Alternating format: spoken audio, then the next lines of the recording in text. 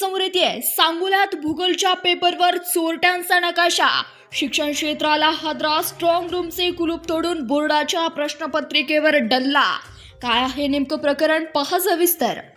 सांगोला तालुक्यातील सुरक्षा व्यवस्थेसह शिक्षण व्यवस्थेची गंभीर अवस्था उघड करणारी धक्कादायक घटना सोमवारी मध्यरात्री उघडकीस आली।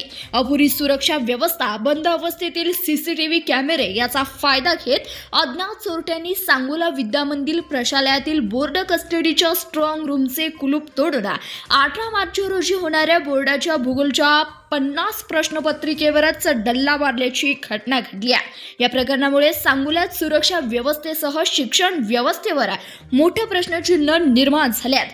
प्रशासनाच्या कारभारावर तीव्र नाराजी व्यक्त होत असून दरम्यान सोलापूर स्थानिक गुन्हे शाखेच्या पथकाने घटनास्थळाची पाहणी केली असून चोरीचा तपास करण्यासाठी ठसे अज्ञातांना पाचारण करण्यात आले। या चोरीमुळे केवळ सांगोलाच नव्हे तर संपूर्ण राज्य शिक्षण मंडळ हदरले असून गुरुवारी होणाऱ्या भूगोलच्या परीक्षेवर प्रश्नचिन्ह निर्माण झाले आहेत। या घटनेमुळे विद्यार्थ्यांमध्ये गोंधळाचे वातावरण असून आता बोर्ड काय निर्णय घेणार याकडे सर्वांचे लक्ष लागून राहिले। दरम्यान प्रश्नपत्रिका चोरीची माहिती मिळताच अप्पर पोलीस अधीक्षक डॉक्टर प्रीतम कुमार यावलकर, उपविभागीय पोलीस अधिकारी डॉक्टर बसवतराज शिवपूजे, पोलीस निरीक्षक विनोद घुगे, तहसीलदार बाळूताई भागवत, प्रभारी गट शिक्षणाधिकारी सुयोग नवले यांनी घटनास्थळी धाव घेतली।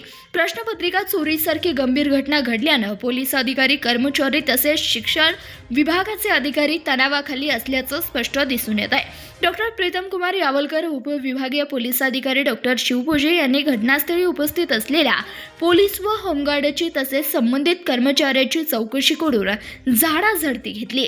या घटनेमुळे परीक्षा प्रक्रियेच्या गोपनीयतेवर मोठा प्रश्न निर्माण झाला असून विद्यार्थ्यांच्या भवितव्याची संबंधित बाबीत झालेल्या निष्काळजीपणाबद्दल पालक व नागरिकात संताप व्यक्त होतोय। सध्या पोलीस व या संपूर्ण प्रकरणाची चौकशी करीत असून पेपरचे गट्टे शोधण्याचं काम सुरू आहे। उद्या 10वीचा भूगोलचा पेपर चोरीला गेल्याने उद्याच्या परीक्षेवर प्रश्नचिन्ह निर्माण झाल्यात।